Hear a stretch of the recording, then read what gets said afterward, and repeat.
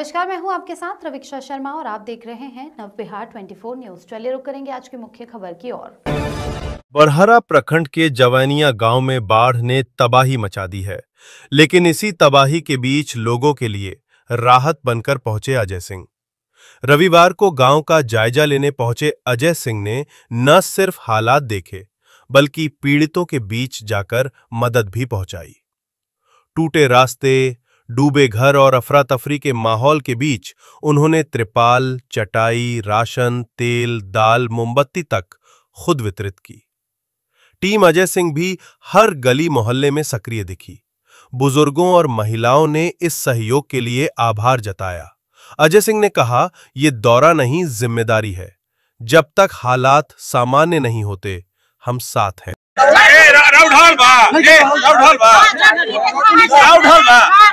Raut